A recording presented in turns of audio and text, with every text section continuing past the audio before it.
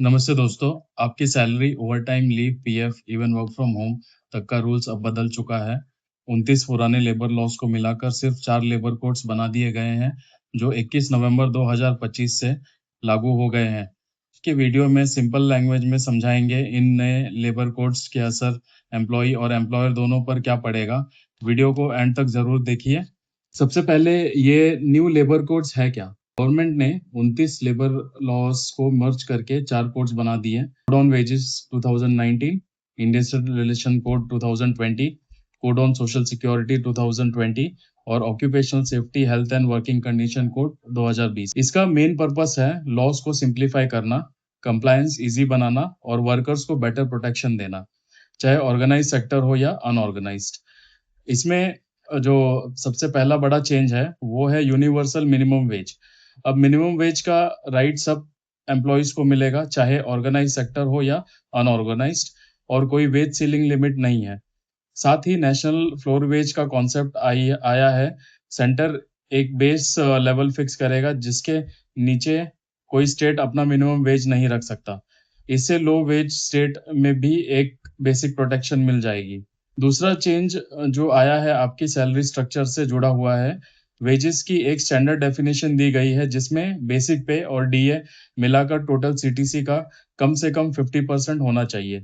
इसका इफेक्ट ये होगा कि काफी लोगों का टेक होम थोड़ा कम हो सकता है, लेकिन पीएफ, ग्रेचुटी जैसे सोशल सिक्योरिटी कॉन्ट्रीब्यूशंस ज्यादा होंगे, जो लॉन्ग टर्म रिटायरमेंट सिक्योरिटी के लिए बेनिफिशियल है। तीसरा जो सबसे बड़ा पॉइंट है वो है वर्किंग आवर्स।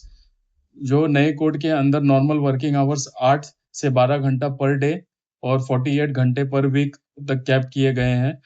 अगर आप इससे ज्यादा काम करते हैं तो ओवर टाइम होगा, जो कम से कम डबल रेट पर देना होगा, और ओवर टाइम एम्प्लॉइज की कंसेंट से ही पॉसिबल होगा।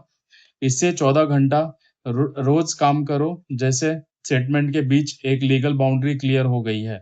फिर जो चौथा पॉइंट है उसमें टाइम बाउंड वेज पेमेंट्स के लिए है, जिसमें डेली वेजर्स को उनके शिफ्ट का एंड तक, वीकली वर्कर्स को वीकली ऑफ से पहले और मंथली एम्प्लॉइज को अगले महीने से पहले 7 दिन के अंदर सैलरी मिलनी चाहिए।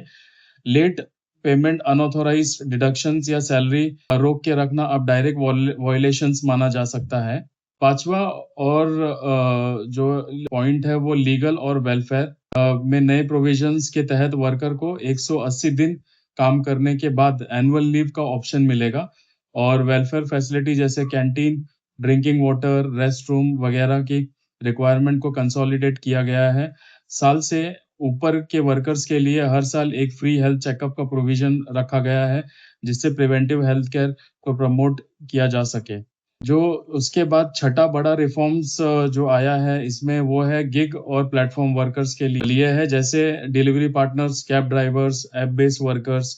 पहली बार गिग वर्कर्स और प्लेटफॉर्म वर्कर्स को लॉ में क्लियरली डिफाइन किया गया है, और एग्रीगेटर्स को अपने टर्नओवर का 1% सोशल सिक्योरिटी फंड के लिए कंट्रीब्यूट करना होगा। फिक्स टर्म एम्प्लॉयमेंट को भी फॉर्मल रिकॉग्नाइज किया गया है, जिसमें फिक्स टर्म एम्प्लॉयज को 1 साल की कंटिन्यूस सर्विस के बाद ग्रेचुटी का राइट मिलेगा, जबकि रेगुलर एम्प्लॉयज के लिए 5 साल की रिक्वायरमेंट सेम रहेगी।